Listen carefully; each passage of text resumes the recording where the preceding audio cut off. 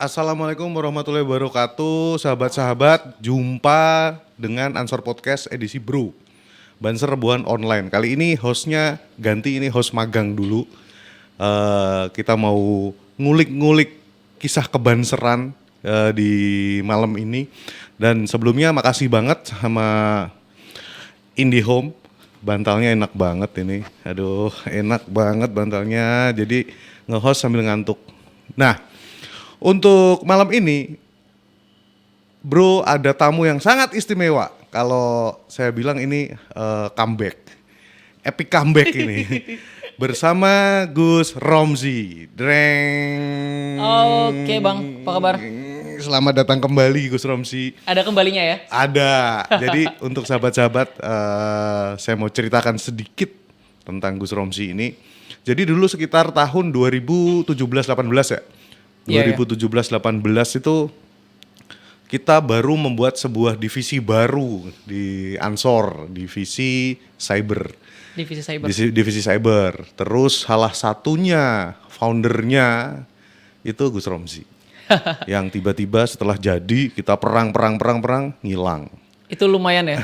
Kerja keras ya gitu di awal ya. Kerja keras. Pasukan belum rapi dan device juga kita masih yang kita punya aja. Device yang kita punya, platform juga baru 2 kan waktu itu rame, Facebook, Twitter doang. Iya betul. Nggak kayak sekarang.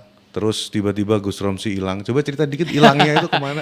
Hilangnya itu karena saya kembali ke The Brother of Ansor. Kembali ke PMI ya. Saya kalau kebetulan jadi ketua bidang hubungan internasional. Jadi diminta untuk jadi ketua bidang di PMI. Akhirnya saya putusin karena usianya juga waktu itu masih sangat muda kan. Jadi mutusin buat balik dulu deh di PMI gitu. Masih. Dan tapi selalu bilangnya begini kalau di acara-acara internasional. Saya Romzi dari PMI. If you know PMI is the brother of Ansor, another son of Nahdlatul Ulama. Terus. Tapi kayaknya anak tiri ya kalau PMI ya.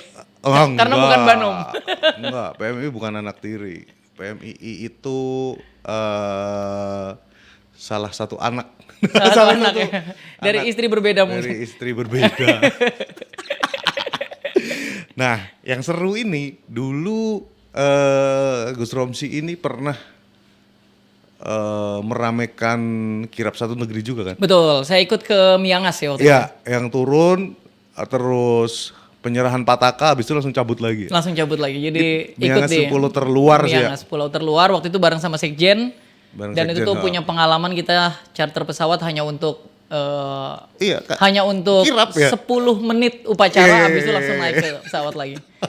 Gila itu. Ya. Itu kayaknya kalau kita ulangi lagi kayaknya nggak sanggup ya.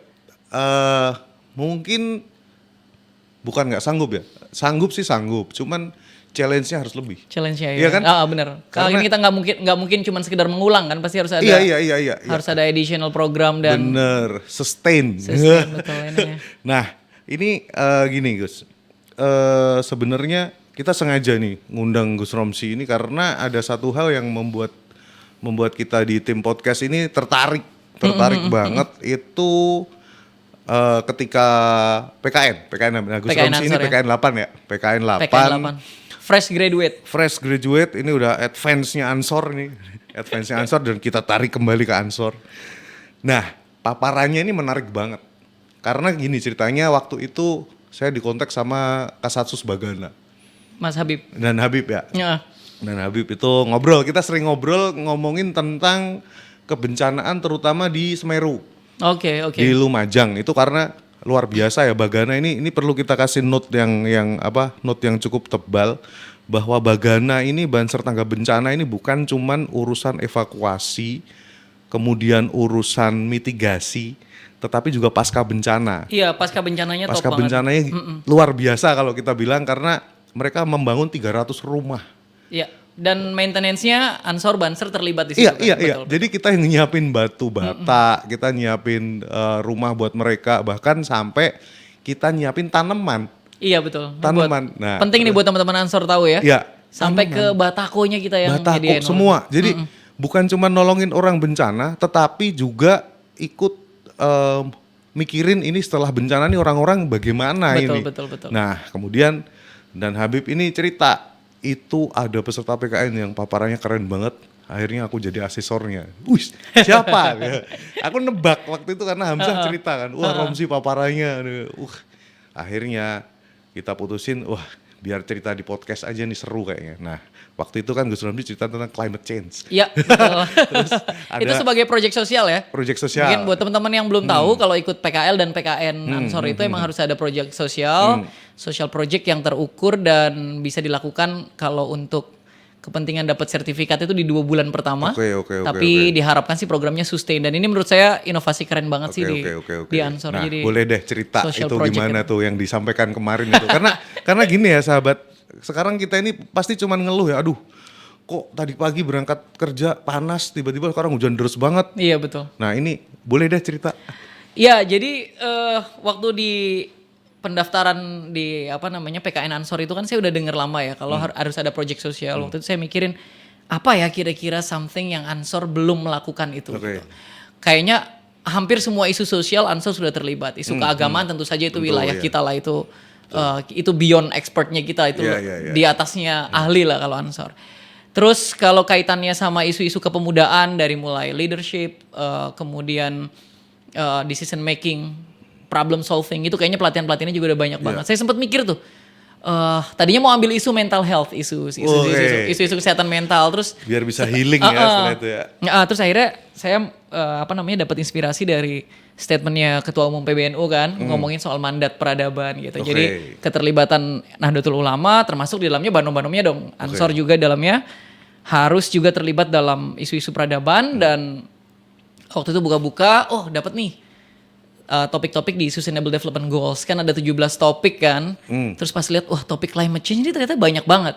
Poin nomor 13, 14, 15 misalnya yang di Sustainable Development Goals itu ngomongin soal climate change, habis itu life below water sama life on land. Belum lagi ngomongin sustainable city, sustainable development ya. Terus belum juga ngomongin soal Itu responsible jadi, consumption and production gitu. 17 itu adalah most issue dunia ke depan ya, gitu ya. Betul. Jadi dunia hari ini juga. Oh, dunia hari ini dan ke depan. Dan ke depan tentu saja. Oke. Jadi buat make sure Ansor terlibat dalam isu-isu peradaban, Nahdlatul Ulama benar-benar hadir dalam diskursus soal civilization ini.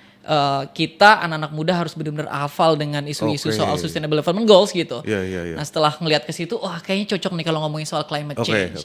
Kita bilang Ansor tuh udah keren banget lah. Jadi organisasi nomor 1 yang kalau ada bencana. Jadi kalau ada bencana Ansor duluan ada di sana. Iya benar. Semeru lah contoh paling dekat dan paling konkret lah ya. Gimana kita mulai awal bencana sampai ke pasca bencana kita benar-benar kerja keras lah untuk bisa hadir di tengah-tengah masyarakat. Gitu betul. Ya. Nah, kebetulan saya mikir, kalau climate change ini kan mitigasi sebelum bencana, jadi sifatnya preventif. Nah, sebelum bahkan di kepengurusan Ansor juga belum ada ketua bidang bencana kan, betul. Bidang perubahan iklim. Kalau di NU kan ada LPB itu, ada penanggulangan bencana dan perubahan iklim. Nah, di Ansor kebetulan belum ada isu soal iklim, jadi saya bawa materi itu. Kebetulan saya dapat reviewernya juga Mas Musyafa, beruntung banget saya. Mas Musyafa juga ngejelasin banyak soal apa yang harus kita kerjakan. Habis itu saya presentasi soal climate change itu. Kemudian di ujung saya bilang kalau program yang akan saya buat adalah namanya PECI. Pesantren Cerdas Iklim. PECI ya. Iya betul. Nah, Pesantren Cerdas Iklim ini inspirasinya datang dari saya ngobrol sama teman saya yang keren banget, namanya Ikram Mustafa. Dia alumni dari Belanda, anak NU juga, PCI NU Belanda. Sekarang masih di Belanda. Udah selesai. Sekarang kerja di perusahaan internasional. Dia S2-nya jurusannya Disaster Management. Besok kita PKD kan. Management. Betul. Sudah sangat NU tapi belum Ansor. Karena buat gabung di Ansor nggak begitu aja kan. Dia harus ikut pelatihan. Jadi besok saya mau ajak pelatihan. Jadi sebenarnya kader kita tuh keren-keren ya. Keren-keren banget. Keren-keren banget. Conflict resolution ada yang kuliah di luar negeri untuk topik itu. Ini teman saya juga banyak koordinasi sama teman-teman yang alumni luar negeri. Nah, Ikram Mustafa ini karena dia alumninya soal disaster management, jadi saya ajak dia untuk ngedesain ini. Akhirnya di sana memang ada ya prodi disaster management. Jurusannya khusus buat itu. Keren kan? Di sini ada itu. Sudah ada sebenarnya di sini, tapi belum ini. Itu pawang hujan. Pawang hujan. Iya. Itu kan berkaitan dengan iklim ya. Iya. Oke, lanjut. Iya, akhirnya bikinlah PECI itu, Pesantren Cerdas Iklim. Pesantren Cerdas Iklim. Kenapa pesantren coba? Kenapa pesantren? Karena kan ini ya, salah satu legacy dari presiden itu kan menghadirkan undang-undang pesantren yang di dalamnya itu memposisikan pesantren bukan hanya fungsi dakwah dan pendidikan, tapi ada fungsi pemberdayaan. Jadi kalau kita ngomongin soal pesantren sekarang ada fungsi dakwah, ada fungsi pendidikan, tapi ada juga ada fungsi pemberdayaan. Nah, di mana-mana di seluruh Indonesia yang namanya pesantren itu punya potensi dia jadi social hub gitu. Jadi pusat. Jadi di sistem sosial pesantren itu bisa jadi pusat itu. Kalau di Jepang itu ada istilah namanya, saya lupa istilahnya, tapi pemerintah di sana, Kementerian Pendidikan juga di Jepang itu bikin sekolah menjadi disaster hub. Jadi kalau ada bencana, itu maka kumpul pertamanya itu di sekolah. Di sekolah. Yang di sekolah itu udah disediain semua fasilitas untuk penanggulangan bencana itu. Nah di Indonesia kalau kita taruh di sekolah kayaknya nggak bakalan mapan nih, karena kan nggak ada 24 hours kan di sana. Karena dua alam kan itu sebenarnya, sekolah dan rumah itu. Betul. Tapi kalau di pesantren kan satu tuh. Benar. Jadi kalau pesantren bisa jadi kayak social hub yang ini keren loh social hub ini. Nggak, maksudnya kadang aku sendiri juga kadang mikirnya pesantren ini beda. Cuman ketika disuruh jelasin bedanya apa, ya ada di pikiran. Tapi ternyata ini social hub ini. Iya, pesantren kan produk ini ya, produk dialektika budaya ya. Iya. Jadi produk dialektika budaya, dia karya peradaban bangsa ini, dan kalau kata Ki Hajar Dewantara, indigenous way of learningnya bangsa Indonesia. Itu pesantren ya? Jadi aslinya orang Indonesia itu ya belajarnya harus begitu. Harus pisah sama orang tua. Bahkan kemarin tahun lalu ya kalau nggak salah ya, pas hari santri itu ada sebuah artikel yang menarik bahwa di Finlandia itu udah niruin pesantren. Iya, modelnya boarding kan? Gitu. Boarding, iya. Betul. Dan kalau pesantren itu jadi social hub, semuanya ada di sana, pemberdayaan masyarakat. Apalagi kalau kaitannya sama isu-isu kebencanaan. Bayangin pesantren tidak perlu bikin bikin tenda darurat, tidak perlu bikin dapur umum, karena semuanya sudah ada di sana. Sudah ada. Iya, seperti hidup di Indonesia ya begini gitu. Pesantren ada, misalnya santrinya ada 1.000, berarti kan udah biasa ngasih makan 1.000 anak. 1.000 anak, iya. Jadi kalau misalnya ada ketambahan 2.000 lagi, berarti kan cuma tambahinnya 3 kali lipat dari sistemnya standar udah aja. Ada ya. Sistemnya ya, udah ada. Pas aja ya.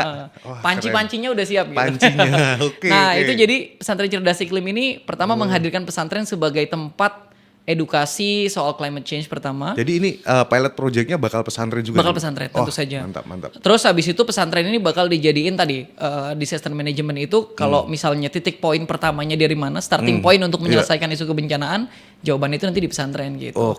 Dan kenapa pesantren juga adalah karena gini, di Indonesia ini kan memandang agama ini penting banget ya. Nomor 2 katanya hasil preman risetnya. Aja kalau diganggu agamanya dia akan betul. Akan marah-marah. Nah, gitu. karena melihat agama ini penting banget, akhirnya kalau kita mau campaign, apapun itu campaignnya, terutama soal social issues ya, dan misalnya kita bangun digital awareness, kalau dikaitkan sama keagamaan itu pasti laris. Laris, benar. Isu awareness soal apa? Soal perempuan, isu gender. Topik diskursus gender yang bawa-bawa literatur keagamaan tuh pasti laris. Minyak mereknya 212 aja laris. Iya, betul. Atau ini ya, make up halal, tiba-tiba. Make up halal. Ini ya, itu konteksnya kulkas halal juga. Konteksnya Wardah bisa menyalip Sari Ayu dan Marta Tilaar yang sudah populer. Iya, benar. Itu kan hanya dengan label halal kan. Artinya tapi udah kalah lagi sekarang sama MS Glow. Itu padahal nggak ada halal-halal ya. Banyak banget kita ngiklannya ini. Iya, nah belum banyak yang membawa literatur keagamaan ke ranah climate change. Tapi yang kira-kira nggak terlalu rumit lah untuk didiskusikan. Menarik. Jadi kita juga ke depannya sih berharap kita udah bisa punya kurikulum yang nanti kurikulum itu diinterpretasikan. Mulai kurikulum nih yang Gus Romsi. Atau jangan kurikulum lah Mas, modul lah ya istilahnya boleh. Bang Jo ya. Modul boleh. Ini kan konkret nih. Betul. Nah, yang tahap paling awal dari programnya Gus Romsi ini apa nih? Konkretnya tahap paling awal penyusunan modul. Jadi kan kita kerjasama nih sama Ikro Mustafa teman saya tadi itu. Dia tuh yang bikin modul kebencanaannya. Ada sekitar 5 poin dalam modul itu. Nanti kita teman-teman yang di Ansor, yang di di pesantren itu akan menyiapkan literatur untuk modul pendidikan keagamaan khusus untuk climate change. Jadi sebenarnya bagaimana Islam memandang perubahan iklim, bagaimana Islam memandang pemanasan global, misalnya global warming, itu kan belum ada. Nah kalau diskursus itu kita bawa dan kita sederhanakan, maksudnya aplikatif gitu ya, itu menurut saya bakal keren banget. Jadi kita interdisciplinary studies Jadi studi keiklimannya ada, studi keagamaan memandang perubahan iklimnya betul. ada. Nah itu kalau kita kawinin itu bakal keren banget sih. Dan Oke.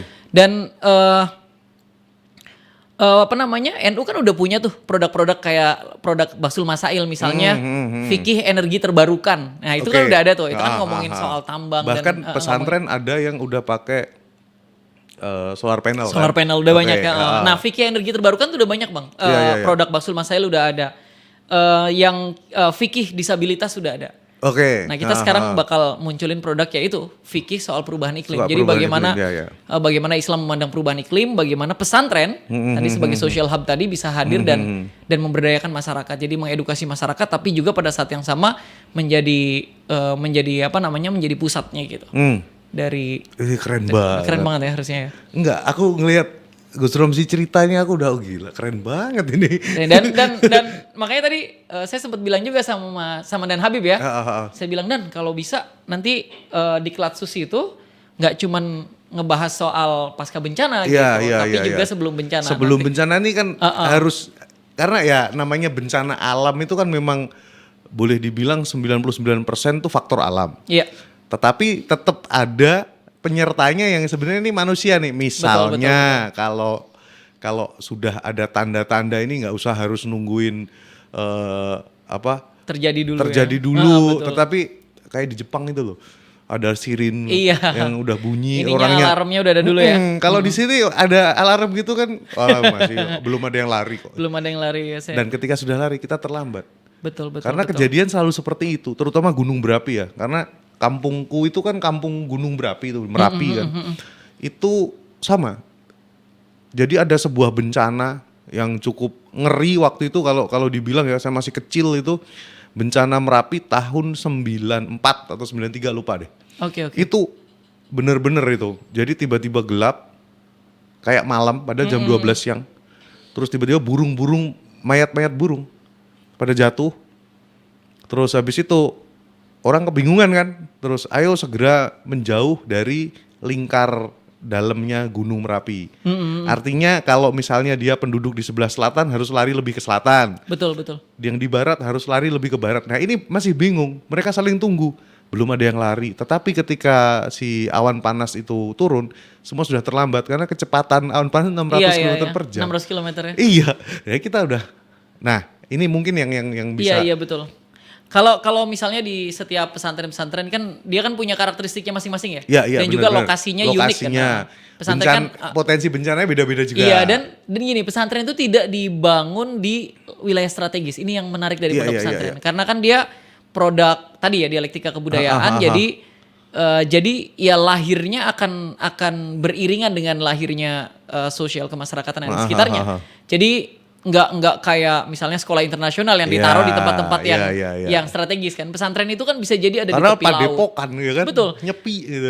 Bisa jadi tepi laut, bisa jadi di tengah gunung, bisa jadi di tengah hutan dan seterusnya. Dan karena mereka ada di posisi-posisi yang unik, semakin banyak pesantren-pesantren yang dioptimalkan untuk studi iklim gitu ya, mengajarkan masyarakat juga soal pentingnya disaster awareness lah ya, kesadaran soal isu kebencanaan ini, isu perubahan iklim dan seterusnya. Menurut saya bakal keren banget gitu. Jadi posisinya nggak kalau cuman sekedar bikin lembaga pelatihan di tengah kota soal perubahan iklim itu nggak menarik mas. Itu nggak menarik bang. Nah yang menarik dari pesantren karena posisinya unik. 24/7 students ada di dalamnya. Itu kita punya jadi kita semua potensi ya. Kita membuat sebuah program itu di tempat yang benar-benar boleh dibilang ini tempat yang paling rawan dalam tanda kutip ya kan. Betul. Paling rawan supaya tempat-tempat yang tidak terlalu rawan nanti otomatis akan jauh lebih ringan penanganannya kan. Iya. Dan sebenarnya juga udah banyak kan pesantren yang siap menjadi social hub tadi kan. Kalau ngelihat ke kerja-kerja Bagana kemarin juga banyak banget yang menjadikan pesantren sebagai tempat buat drop drop bantuan drop itu kan semuanya di sana. Itu kan udah siap banget. Bener tapi tadi yang disampaikan bahwa pesantren mah udah biasa. Ada juga pesantren yang sampai santrinya 20.000. Iya. Ketika masaknya gimana tuh bang? Iya kan, itu tiap hari loh, iya kan? Iya betul. Tiap hari, artinya ada satu model betul. Tentang pembagian pembagian atau distribusi logistik makanan. Betul. itu baru ngomongin makanan di pesantren ya. Belum ngomongin tentang bagaimana mereka menjaga kebersihan. Betul. Iya kan? Iya, Jadi iya. menarik sebenarnya. Ya nanti detail modulnya juga sampai ke level itu kan. Oke. Jadi kan dari mitigasi bencana itu kan dari yang paling sederhana. Iya. Misalnya kenapa ada banjir karena lu makan, sampah lu buang sembarangan dan oke. seterusnya gitu. Oh. Atau konsumsi kertas berlebihan akhirnya produksi kertas harus ditingkatkan, Iya. hutan-hutan pada ditebang dan Ditebang. seterusnya kan. Itu kan dari hal-hal yang paling kecil. Nah itu Iya. modul kita tuh akan mencakup sampai ke level itu. Oke. Jadi ini fikih dan usul fikihnya Iya, betul. kebencanaan gitu ya. Fikih dan usul fikih dari kebencanaan. Benar. Wah, menarik. Jadi kitab-kitab di luar udah banyak kayak misalnya kitabnya Syekh Yusuf Al-Qaradawi juga ada yang ngomongin khusus soal soal isu climate change gitu, isu lingkungan gitu ya. Nah itu bisa kita serap juga. Masalahnya kan kalau misalnya diskursus fikihnya itu tidak aplikatif, masih dari dalil ke dalil gitu ya, masih dari pandangan Rasulullah misalnya terkait dengan bencana dan seterusnya. Itu kan kita juga udah banyak lah berseliweran. Nanti kita cari yang aplikatif, kita buat yang aplikatif. Jadi kira-kira di ruangan kelas itu guru-guru tuh bisa dengan mudah menjelaskan itu. Dan yang paling penting adalah pesantren ini nanti akan jadi messenger. Betul.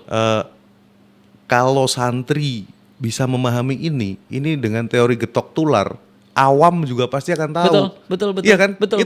Itu goalnya Iya, kan seperti itu. efeknya kita mengedukasi pesantren ini kan santri-santri ini kan one day akan menjadi imam di jamaahnya masing-masing. Iya. Kepada jamaahnya mereka kan tinggal menyampaikan isu-isu kebencanaan, minimal isu-isu kalau wali santri kunjung itu dia nularin itu iya, juga betul, kan. Betul. Iya. Dan santri kalau nyampe ke rumah itu kan bapaknya seneng banget terus dikenalkan ke tetangga, bener. disuruh ke musola untuk misalnya ngisi pengajian dan seterusnya. Jadi efeknya nih bakal besar banget. Jadi ada cultural effect yang besar. Pokoknya gini, setiap kali kita mengedukasi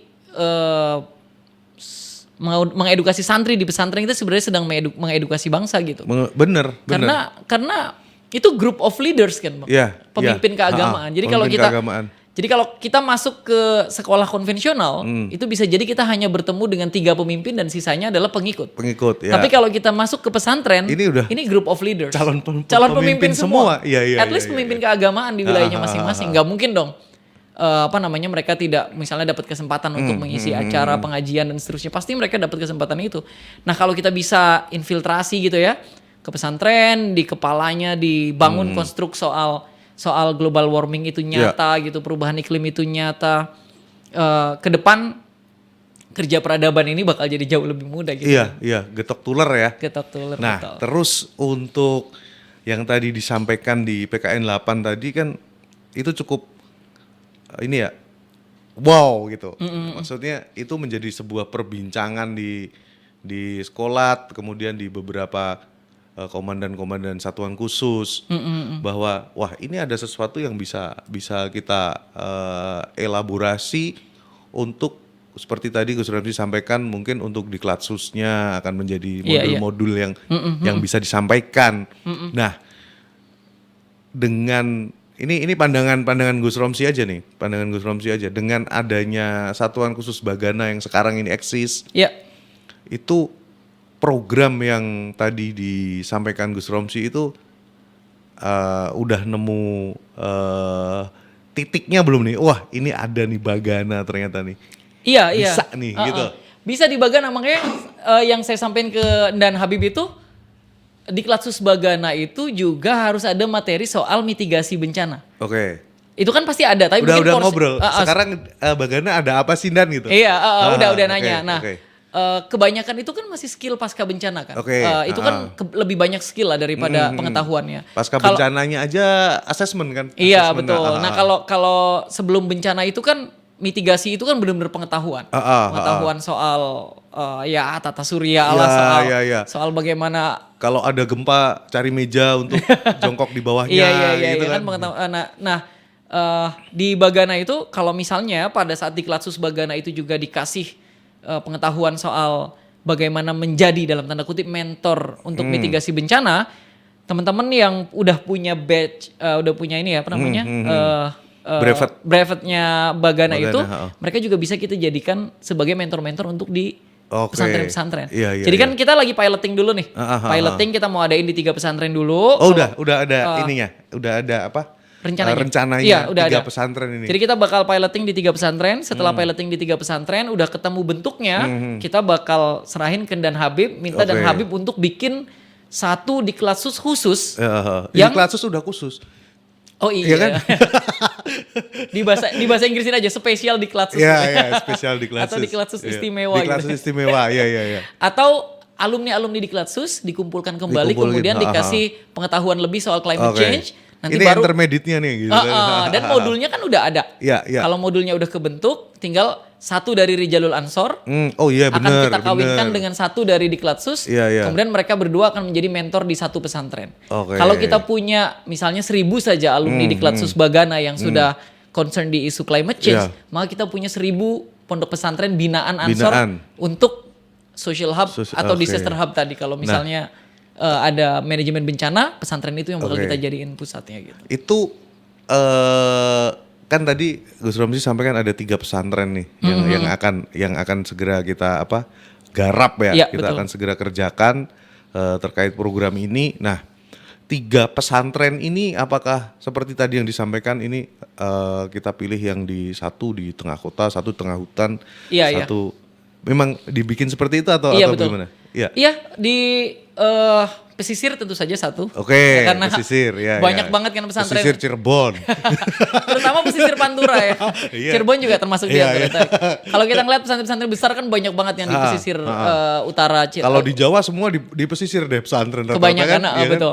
Itu yang di pesisir tentu saja itu harus dibuat di sana, terus habis itu nanti ada yang di gunung dan satu lagi di tengah kota. Tengah kota, iya, Iya, kalau ngomongin soal kebencanaan bukan cuma yang deket ini kan. Betul. Deket Di sungai, kota deket ini malah ya di biasanya korbannya paling banyak. Iya, apalagi kalau kaitannya sama climate change kan sebenarnya pelakunya kota, korbannya. Oke. Korbannya oke. desa-desa, betul. Nah, soal climate change ini ada yang menarik kemarin di Surabaya ya, yang sampai hujan es. Iya, Surabaya. Itu gede loh. Betul. Esnya tuh sekepelan gini. Dan maksudnya gini loh. Kita tahu bahwa dunia ini sudah berubah. Bahkan cuacanya juga berubahnya sudah tahapnya ekstrim. Betul. Kita melihat di medsos ada polar bear yang sampai kurus banget. Iya, betul. Terus kita lihat di kutub mencair. Itu kan Banyak gletser yang pada jatuh iya, ya. udah jatuh kan. Jadi itu kan kalau kita lihat itu kayak fragmen-fragmen yang ini loh, dunia lu itu kayak gini nih sekarang nih. Tetapi ya perilaku kita masih biasa. Masih sama aja ya. Iya kan, masih sama aja, masih ya oh iya ini ngeri ya gitu kan. Betul, Terus kayak kemarin BMKG, aku sampai ngobrol sama Dan Habib. Apa alasannya BMKG setiap bulan selalu dia placement di media. Dia placement di media itu adalah tentang Megatrust. Selalu, tiap bulan pasti ada tuh. Megatrust Sunda. Estimasinya adalah 8 sampai 9 skala Richter. Skala ya. Dan nanti ketika itu terjadi maka yang akan mengalami yang paling parah adalah titik A, B, C, D. Ini kan jadi gini, maksudnya adalah ini pasti akan terjadi. Tetapi bagaimana kita menyajikan itu sehingga orang itu tidak kalau Nggak sekarang panik ya? Panik kan pasti. Waduh, Takut ya? Megatrust. Belum lagi ini Ring of Fire. Ring of Fire. Waduh, wah ini serem-serem banget. Serem-serem Nah, betul. ada nggak dari Gus Romsi terkait program ini supaya maksudnya kita mengedukasi masyarakat dari pesantren itu menjadikan sesuatu yang menakutkan menjadi semacam early warning system. Early gitu. warning system ya. Iya, betul-betul.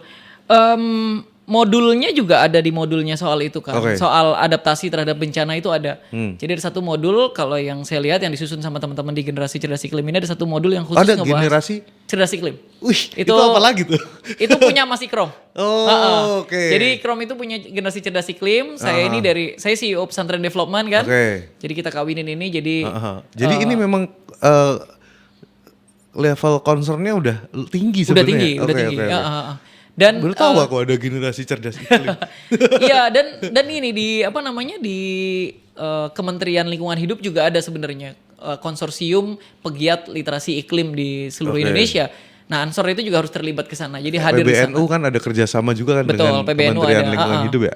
Nah, nanti kalau misalnya program ini bisa jalan, modulnya itu kan mudah-mudahan bisa cukup lah untuk bisa diaplikasikan selama 3 hari acaranya. Jadi modelnya model pelatihan seperti bela negara, tapi ini kaitannya soal keikliman. Keikliman, jadi akan fokus di sana dan jadi nanti outputnya jadi orang yang ngerti bagaimana buang sampah yang benar. Iya, dari Termasuk kayak gitu ya? hal yang sederhana sampai hal yang paling besar seperti yang tadi Bang Jo bilang, kesiapan mereka pada saat bencana itu terjadi. Misalnya kalau kita ngomongin soal Ring of Fire, banyaknya gunung-gunung Merapi di Indonesia, paling banyak. yang ada di sekitar situ harus ngapain sih pada saat hal itu terjadi gitu. Itu kan perlu banget kan. Jadi edukasi publik soal apa namanya disaster awareness ini penting banget. Kita kan seringnya ngomongin soal ini ya sekarang ya, soal digital awareness lah, kesadaran bahwa hoax gitu ya. Kalau ada hoax sharing apa? sebelum sharing, tapi tetap aja nge-hoax, ya kan? Produksinya nggak berhenti ya. Iya, itu pokok bahasan beda sama Al Mukarram Bib Zaman tuh. Iya. Betul. Itu jadi sama sebenarnya bagaimana kita membangun sesuatu yang ini kan kita kalau di kategorisasi itu kan ini masih kategori ini kan masih kategori kaget dulu nih. Betul. Masih ini apa namanya gegar budaya. Gegar budaya. Betul. Gegar budaya tentang bermedsos. Nah, gegar budaya di climate change ini juga iya. Sebenarnya udah lama ya Bang ya. Maksudnya kita dengar udah lama, tapi kenapa nggak dijadiin obrolan di warung kopi gitu? Bener. Nah itu makanya kita perlu menyederhanakan itu. Hoax, berapa banyak orang yang sudah mengerti artinya hoax ya kan gitu kan. Tapi kalau kaitannya yang isu-isu soal climate change itu kayaknya nggak terlalu banyak. Bener, saya nggak pernah tiba-tiba ngedenger misalnya ada 2 orang ngobrol di warung kopi ngomongin soal itu. Paling cuma ngomonginnya panas banget ya sekarang Sumedang misalnya gitu ya. Ini ada hal yang bisa dijadiin poin juga, di mana nanti Gus Romsi juga harus membuat sebuah tim media. Iya betul. Iya kan? Buat digital campaign-nya ya. Digital campaign di sini Answer Podcast. Aku gagal ya, harusnya aku nangkep ya. Harusnya aku langsung capture. Ini harusnya Answer Podcast yang betul. Iya, kita paket platinum. Kita banyak banget ya ngomongin soal diskursus keagamaan, wacana soal ultra konservatisme, radikalisme. Tiap hari kalau soal itu. Dan kita nggak nyadar kalau bentar lagi di dunia ini udah tenggelam lah. Iya betul. Iya kan, ekstrimnya kan gitu. Ya topik-topik soal isu sustainable development goals ini harus muncul ke permukaan juga. Misalnya pembangunan kota yang yang bertanggung jawab gitu kan ya. Misalnya jangan sampai pembangunan kota malah justru menghancurkan ekosistem misalnya dan seterusnya. Hal semacam itu emang harus dijadiin obrolan-obrolan. Nah ini kan momen nih mumpung ada IKN nih. Iya betul. Iya kan? Itu IKN. momen banget tuh. Ini momen nih, maksudnya sebenarnya kita bisa untuk memulai dari hal yang mukadimahnya nih, mukadimahnya dari program ini kita bisa mulai dari IKN ini nih. Dan ini ya Bang ya, kalau kita ngelihat ke luar negeri, isu-isu climate change sih selalu ada hero-nya. Misalnya Greta Thunberg gitu ya, Greta itu kan anak kecil yang ngomongin soal isu climate change dan dia jadi hero lah soal climate change. Kalau kita ngelihat tokoh-tokoh itu banyak banget di luar. Di Indonesia kan kalau misalnya kita nyebutin coba deh sebutin satu nama tokoh atau influencer yang punya concern di isu climate change dan dia punya amplifikasi yang besar soal itu. Apa ya? Siapa Sulit ya? kan? Kayaknya kok belum ada ya. Belum ada kayaknya. Orang sibuk misalnya melihat mata najwa dan isu-isu politik di sana ya kan. Orang sibuk misalnya mendengar isu-isu soal hoax dan sebagainya dari Kominfo misalnya dari kami di Siberkreasi ngomongin soal isu literasi digital. Serius banget gitu. Soal climate change ini kita belum punya bahkan sampai ada bencana sekalipun itu tetap ya datar-datar aja. Datar-datar aja. Kalau ada bencana biasanya ada influencer-influencer yang sebenarnya nggak relate sama isu kebencanaan tapi dia yang galang dana paling banyak. Galang dana. Kita ngelihat misalnya aksi keren banget yang dilakuin sama Aukarin lah ya, galang dana pasca bencana itu juga bagus. Tapi kan kita butuh key opinion leader, orang yang dianggap otoritatif untuk ngomongin isu kebencanaan. Dan itu belum ada. Itu buat nunjukin bahwa isu ini emang nggak laris. Iya. Nggak laris. Iya. Isu COVID. Ini nggak laris tapi ini pasti mematikan kan gitu. Betul, isu COVID nih, lahir Dokter Tirta ya kan? Dokter Tirta ini dianggap paling otoritatif mengikuti Dokter Tirta isunya lahirnya sebelum COVID, itu lahiran 80. Iya, tapi kalau isu COVID paling populer ya dia ya. Iya. Siapa lagi? COVID banyak lah ya. Dokter juga, dokter siapa itu juru wabah itu juga sama. Iya, dia juga sama. Iya kan? Maksudnya isu ini karena kaitannya sama kesehatan, publik tertarik, kemudian akhirnya amplifikasinya jadi bagus. Dorongan untuk vaksinasi di Indonesia ternyata nggak sesulit di luar-luar lagi kan. Bahkan negara kita nomor 4 loh vaksin. Iya, keren banget kan berarti kan. Nah, berarti berhasil banget campaign-nya. Tadi yang Bang Jo bilang soal digital campaign, soal isu strategis ini. Tapi kalau isu climate change, kita nggak punya aktor yang populer ya. Kita nggak punya key opinion leader yang membangun opini publik soal isu ini. Dan apa namanya? Kalau success story ya, best practice dari banyak orang yang misalnya nanam pohon di sekitar Ciliwung itu banyak kan ya. Banyak. Tapi kan dia nggak kemudian punya kemampuan amplifikasi informasi itu. Itu doang udah gitu kan. Wah, betul. ini luar biasa, dapat penghargaan Kalpataru apa. Iya, selesai di situ gitu Selesai kan. di situ. Iya kan, selesai. Tapi tidak ada sesuatu yang menggugah. Betul. Nah, Kalau Covid kan orang jadi pakai masker. Iya, betul. Nah, kalau ini apa ini? Minimal orang jadi bener buang sampahnya deh. Karena orang kadang nggak ngerti buang sampah jangan sembarangan biar apa sih? Iya. Gua Efeknya apa sih biasa sama kok. hidup kita Iya, gitu? hidup jadi lingkungan jadi kotor. Wah, gua udah biasa kok kotor. Kan bukan itu. Iya, bukan itu topiknya.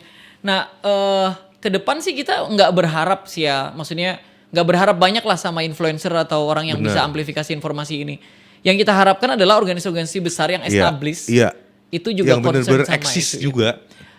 Bayangkan Ansor dengan 7 juta kadernya, kalau kita bisa menyiapkan 0,01% aja dari kader Ansor yang memang concern di isu climate change, kemudian mengedukasi dirinya dan mengedukasi orang lain, kita punya misalnya ribuan pondok pesantren yang siap jadi disaster management hub dalam kondisi-kondisi kebencanaan, kita punya modul khusus untuk mengedukasi publik soal itu, akhirnya kita bisa berbuat banyak dan mudah-mudahan sih kerja kolektifnya akhirnya isu-isu kebencanaan jadi diskusikan di ruang karena di warung kopi gitu. Bener loh, karena ya bener sih, itu tidak populer. Orang kalau lihat juga paling memang dunia udah tua kan gitu. Iya benar. Ya iya, dunia emang udah tua. Tawakal itu penting, iya kan? Tawakal itu penting, tapi ikhtiar itu kan sebelum tawakal. Apa ikhtiarnya kan gitu? Ikhtiarnya apa? Ikhtiarnya apa? Apa ya, kita mau bikin apa? Nah, terus terang memang kemarin aku kaget banget pas dan Habib cerita itu, karena dia baru cerita soal itu yang pasca bencana, kemudian bagaimana Bagana di sana sampai punya sentra produksi batako. Betul. Sentra produksi batako sampai dia ngitung. Ya? Iya. Satu rumah butuh 600 batako. Hitungannya jelas, dan setelah itu tiap rumah yang sudah jadi Huntara itu hunian sementara, tapi nanti itu akan jadi hunian tetap. Dan memang mekanismenya kan harus Huntara dulu. Betul. Biar diurus yang lain soal legalitas tanah yang dipakai dan lain-lain ya. Nah, setelah itu mereka dan Habib ini dia ada kerjasama dengan salah satu bagian Kementerian Lingkungan Hidup yang menyumbangkan pohon alpukat. Jadi nanti itu rumah sudah ada pohon alpukat. Setiap rumah ada pohonnya ya. Nah, kalau kita ngomongin keekonomian, kalau satu kampung ada 300 rumah dan ada 300 pohon alpukat, 2 tahun lagi itu kampung jadi sentra alpukat. Betul. Iya kan? Betul. Dan jelas ini sudah jauh lebih aman dibanding rumah dia yang lama. Karena kan ini memang di daerah yang aman. Nah, terus saya bilang, lah iya ya, kita ini pas terjadi bencana kita cepet gercep gitu. Udah pasti ada tuh Bagana tuh udah pasti ada terkenal sana. sampai Betul. diakuin sama BNPB kan. Udah terkenal. Setelah itu, sekarang Bagana malah bikin beginian. Iya, karena saya membuat ini itu terinspirasi, dan Habib ini rumahnya lereng Merapi. Iya, betul. Saya terinspirasi ketika dulu bencana Merapi kita bikin begini. Wih, keren juga. Terus dia ngomong, nah si Romsi ini menjelaskan tentang sebelum bencana kita harus sudah ada early warning system. Wah, ini keren banget. Ini rangkaiannya udah. Jadi 3 hal ini udah saling melingkupi gitu loh. Nah, betul. dia juga udah nggak sabar sebenarnya. Iya, saya juga nggak sabar ini sebenarnya. Iya. Nah, ini apa biar bisa langsam segera jalan nih apa yang Tim sih udah mulai kerja. Oke. Tentu saja kalau yang modul dari teman-teman di Ha. GCI tadi generasi cerdas iklim sih udah established, sudah mapan dan tinggal disesuaikan sama target usia. Oke. Karena kan kita kan nanti kan tentu saja kan nggak cuman sekedar usia Ansor 20 ke 45 aja kan yang mau Senior kita edukasi. juga. Senior juga dan junior juga. Oke. Itu kan kita harus menggunakan standar bahasa yang berbeda. Iya. Nah itu yang lagi disesuaikan. Bagus ini. Nah nanti yang masih kita susun juga itu ya tadi soal kajian-kajian keagamaan terkait kebencanaannya tadi. Oke. Kalau misalnya itu udah disusun rapi, rencananya sih di bulan Ramadan ini akan beberapa FGD. Oh sudah mulai ini. Sudah. Wah, Jadi yes. dua bulan pasca Lebaran Ngeri. itu, pasca Lebaran kita udah punya minimal piloting udah di tiga pesantren. Dan kita udah mulai. Udah FGD loh. Udah dong. Kita ini kerja cepat. Iya. Iklim kan pemanasan global. Iya. Jadi kita bakal kerja cepat 2 bulan ini mudah-mudahan sih di akhir bulan Mei ya karena kita mulai startnya kan awal April kan. Awal April ya. Awal April di akhir bulan Mei di 2 bulan nanti sekaligus sebagai laporan RTL-nya PKN Ansor Iya. itu juga maunya sih udah ada produk. Oke. Jadi kita udah siap tinggal nanti mungkin laporan ke Gusmen ya kan. Kita udah punya modulnya. Ini Gusmen pasti nonton dia. Oh ini. Mudah-mudahan ya. Kalau nggak Gusmen staf susnya lah nontonnya. Nanti kita share terus nih linknya nih ini, biar Iya. nonton. Nanti kita minta sama Hamzah dibuatin juga nih video shot. short videonya Iya, ya. jadi Betul. quotes Gus Romsi gitu. Nanti kita langsung coba lakukan secara serentak di misalnya 100 titik gitu. Keren kan? Wah, keren banget. Kemarin aku lihat ya misalnya teman-teman yang ikut Susbanpim di apa namanya Sumedang. di Sumedang itu banyak banget loh yang udah punya ini. Udah punya apa namanya apa tadi namanya? Bagana, brevet. Brevetnya Bagana. Iya, kalau Susbanpim itu kan karena itu udah Pimpinan advance ya, ya, udah advance ya. Dan memang komandan-komandan Banser ini mulai dari Kasat Korcap itu pasti sudah ikut di Klatsus dan salah satunya pasti udah Bagana. Iya, dan ini kan udah keren banget kan? Iya. Berarti kita udah punya ribuan orang yang sebenarnya siap untuk menjadi mentor. Ya. Nah, tinggal tapi ini tinggal nyemplungin hal baru ini. Betul. Ini penting banget ini. tinggal nanti ya itu tentu saja kebijakannya Dan Habib kan.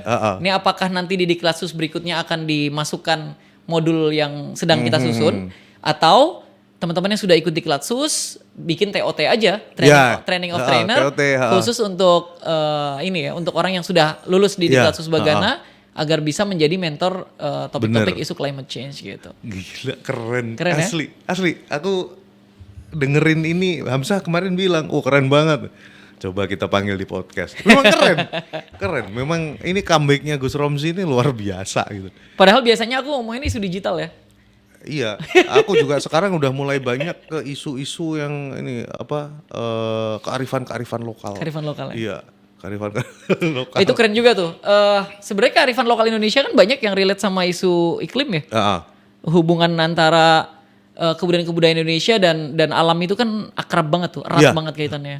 Misalnya ada Serentaun di Kuningan, ada Ranca Kalong di Sumedang.